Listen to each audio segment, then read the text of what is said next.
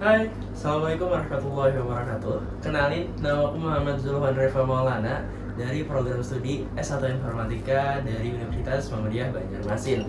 Nah, kebetulan dalam video kali ini Zulfan bakalan jelasin yaitu salah satu mata kuliah yang Zulfan pelajari di jurusan program studi S1 Informatika, yaitu adalah jaringan komputer.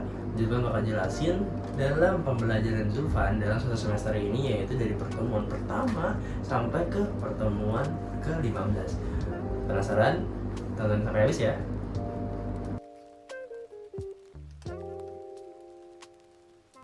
Nah, pada pertemuan pertama, yaitu tentunya pasti kita perkenalan dong antara mahasiswa dengan dosennya. Nah, serta pengenalan mata kuliah komputer jaringan atau jaringan komputer secara umum. Yaitu yang kedua ada perjanjian kontrak kuliah, peraturan kelas, dan sistem penilaian. Nah, dosen kami itu menjelaskan tentang kontrak kuliah. Jadi kontrak kuliah ini bakalan dalam satu semester ini ada beberapa pertemuan nih. Terus ada peraturan kelas juga. Peraturan kelasnya kita ngapain aja. Ada hal-hal yang dibolehin, ada hal-hal yang nggak dibolehin. Nah, begitu juga dengan sistem penilaian. Sistem penilaian kita mau gimana nih? UAS mau berapa persen? Terus absen mau berapa persen mempengaruhi untuk nilai. Nah, terus lanjut, ada rencana program pembelajaran dalam satu semester. Nah, di situ ada dijelasin materi apa saja yang dipelajari dalam satu semester ini. Jadi dari dosen itu bakalan ngejelasin nih ada apa aja nanti yang kita pelajari dalam satu semester dari pertemuan awal sampai ke pertemuan akhir. Nah, mungkin yang terakhir itu ada Bapak menyampaikan mengenai tugas kelompok saat dikumpulkan waktu UAS. Jadi waktu pertama-tama udah start perkenalan nih. Jadi kita udah dikasih tahu tentang tugas nanti yang bisa dicicil dan nanti dikumpulnya untuk UAS.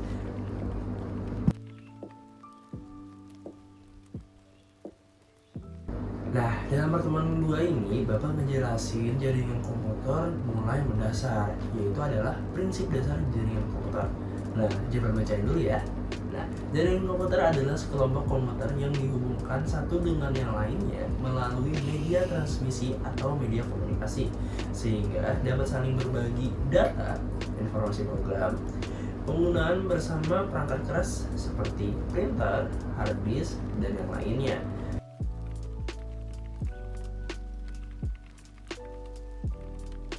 Nah, kembali lagi sama Julvan. Di pertemuan ketiga ini Bapak mau ngejelasin tentang model OSI. Teman-teman ada yang tahu nggak sih model OSI itu apaan? Nah, coba jelasin dulu secara singkat ya. Model OSI itu kepanjangannya adalah Open System Interconnection, yaitu sebuah model yang dimana kita tuh bisa berbagi jaringan mempunyai model-model. Nah, salah satunya adalah model OSI ini, yang dimana waktu itu sebuah badan multinasional yang didirikan pada tahun 1997 yang bernama International Standard Organ atau yang disingkat ICO. Nah, tujuan OSI ini adalah memfasilitasi bagaimana suatu komunikasi dapat terjalin dari sistem yang berbeda tanpa memerlukan perubahan yang signifikan pada hardware dan software di tingkat underlying. Nah, Juven bakalan cantumin ataupun tempel gambar bagaimana contohnya model OSI yang mempunyai 7 lapis. Nah, berikut dengan gambarnya.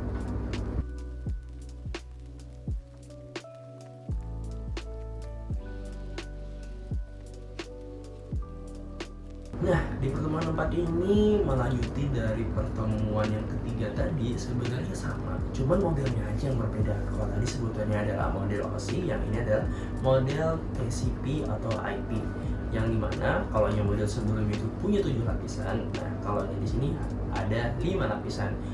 Apa sih bedanya? Nah, nanti juga bakal cantumin lagi salah satu foto atau contoh yang memudahkan teman-teman buat paham mengenai perbedaan antara mosi sebelumnya dan mosi yang Zulfan bahas ini. Itu adalah model OSI dan juga model TCP. Nah, berikut gambarnya.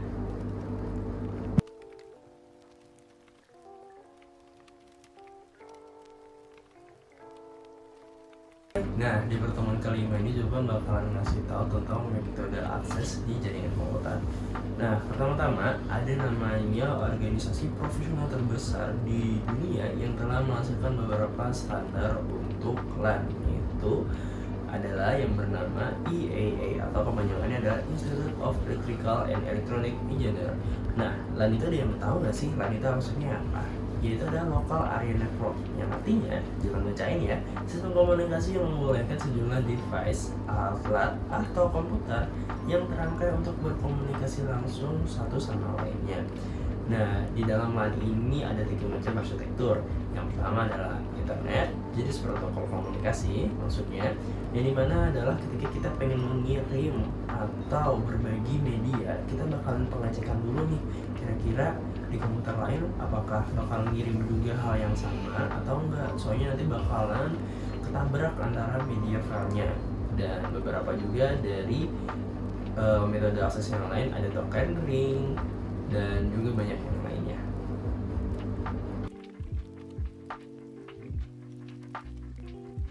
Hai, lanjut lagi di pertemuan ke-6, yaitu juga bakal tanya nih kepada teman-teman, kira-kira kalau berbagi file itu nyambungin antara komputer ke komputer pakai apa ya? Nah, di pertemuan ke-6 ini juga bakalan ngasih tahu bahwasanya ada namanya media transmisi kabel. Secara garis besar itu ada 2 kategori, yaitu ada yang terpadu dan juga tidak terpadu. Maksudnya gimana tuh? Nah, yang terpadu itu adalah media yang mampu mentransmisikan berdasarkan besaran fisik lewat materialnya. Itu contohnya adalah beberapa material yang menggunakan kabel. Kabelnya itu adalah kabel twisted pair, kabel koaksial, dan serat optik. Nah, kalau yang tidak terpadu itu contohnya gimana sih? Kayak gelombang radio, microwave, wireless, dan lain sebagainya. Pokoknya yang nggak punya fisik mereka wireless. Nah, kalau tadi mungkin bedanya cukup gampang ya. Nah, terus bakalan kita lanjut lagi ke pertemuan berikutnya.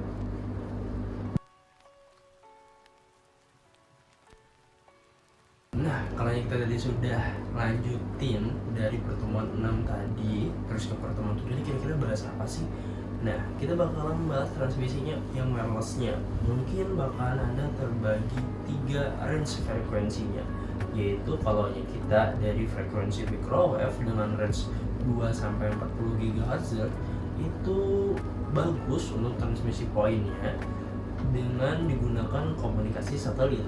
Terus ada juga dengan frekuensi microwave yang dimana dengan range 30 MHz sampai 1 GHz bagus untuk aplikasi untuk broadcast radio. Terus yang ketiga ada frekuensi microwave dengan range 300 sampai 200.000 GHz. Nah, contohnya ini tentunya inframerah yang mana sangat berguna untuk aplikasi point to point dan multi point dalam area terbatas. Contohnya itu yang ada di ruangan. Nah, jadi di wireless ini juga nggak semudahnya kita bisa kayak kabel, walaupun ada kelebihan dan kekurangan. Tentu punya range masing-masing di kecepatannya.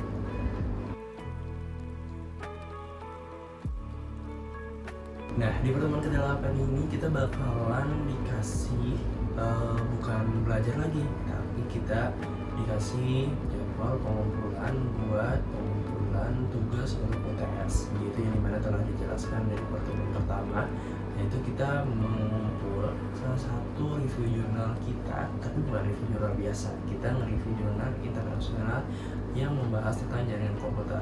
Nah, tugas ini itu berkelompok dengan sudah dibagi dengan beberapa teman-teman yang ada di kelas, yaitu masing-masing mungkin mempunyai 3-4 orang, yaitu melihat situasi dan kondisi beberapa orang yang mengambil mata kuliah jaringan komputer.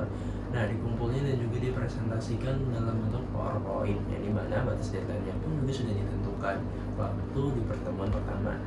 Nah, syukurnya kami sudah berjalan dengan lancar di UTS. Jadi kita lanjut ke pertemuan 9.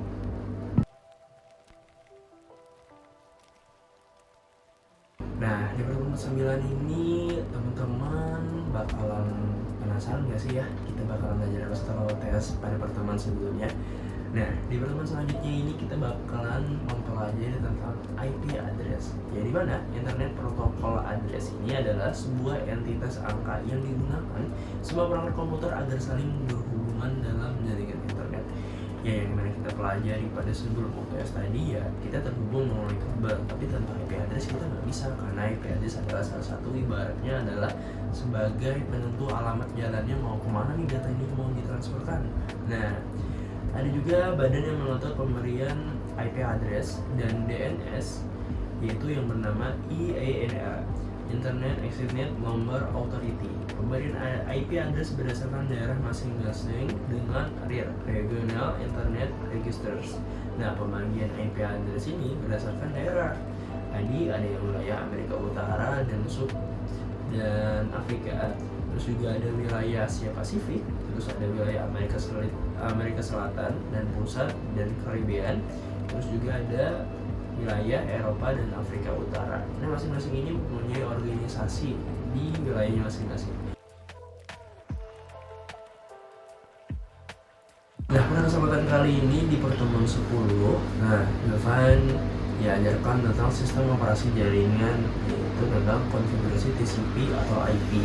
Nah, TCP ini atau IP sendiri adalah merupakan protokol pada jaringan komputer yang memungkinkan komputer dalam suatu jaringan dapat saling berhubungan, berkomunikasi, dan bertukar data.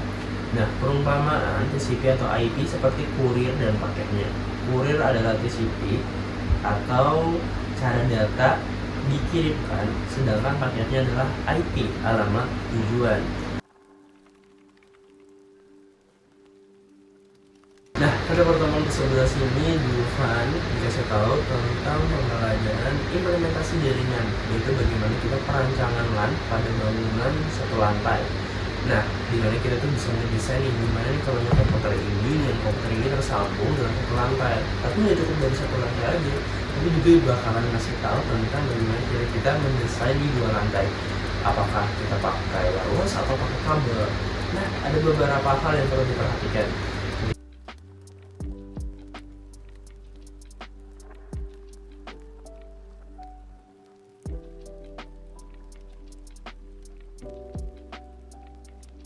Hai, pada pertemuan ke-12 ini Zuban akan ngasih tahu tentang koneksi internet. Nah, dimana kita tahu adanya koneksi internet itu cuma jalan data atau wifi doang. Nah, gak semudah itu teman-teman atau sesimpel itu. Nah, yang pertama-tama, peralatan router atau gateway dalam TCP atau IP yaitu menjadi perangkat yang menjadi gerbang untuk mengakses internet. Nah, baru tahu kan teman-teman? Nah, gateway dapat berbentuk router atau PC yang berisi software router seperti WinGate, WinRoute, dan lainnya. Nah, di saat itu juga di pertemuan ke-13 itu ada dijelasin tentang tugas. Nah, kami dapat tugas lagi, yaitu dimana kita waktu itu dikasih tugas tentang perancangan desain jaringan dengan 3 lantai. Yang pertama 3 lantai di gedung pertama, terus yang kedua bagaimana caranya masing-masing gedung ini antara gedung A dan gedung B yang masing-masing juga mempunyai 3 lantai saling terhubung. Nah, itu secara simpel dimana kita harus menjelaskan bagaimana urutan-urutannya. Nah, di pertemuan ke-14 ini dosen menjelaskan kepada Julvan dan teman-teman yang lain juga di kelas waktu itu ya menjelaskan tentang metode akses. Walaupun sudah dibahas pada pertemuan sebelumnya, yaitu sebelum UTS ada disebutkan, tapi waktu itu kita cuma sampai di beberapa subbabnya aja. Nah, di pertemuan ini bakalan dijelasin lebih lanjut lagi, yaitu adalah di bagian LAN. Nah, pada pertemuan ke-15 ini kita nggak ada belajar, sama mungkin pada pertemuan sebelumnya yang dimana kita dikasih tugas dan juga ada UTS. Masih ingat ya teman-teman di pertemuan pertama, dimana kita ada dikasih dititipin tugas, baru perkenalan, itu ada tugas untuk UAS. Nah, jadi dimana kita itu untuk membuat suatu video yang sekarang saya buat untuk nge-review dari pembelajaran pertama, yaitu di pertemuan pertama sampai di pertemuan ke-15, yaitu di mana di pertemuan ini kita mengumpulkan hasil review kita kepada dosen di waktu itu secara bergantian di ruangan kelas, di mana kita mempresentasikan sedikit apa yang telah kita kumpulkan dari progres kita nge-review dari beberapa pertemuan.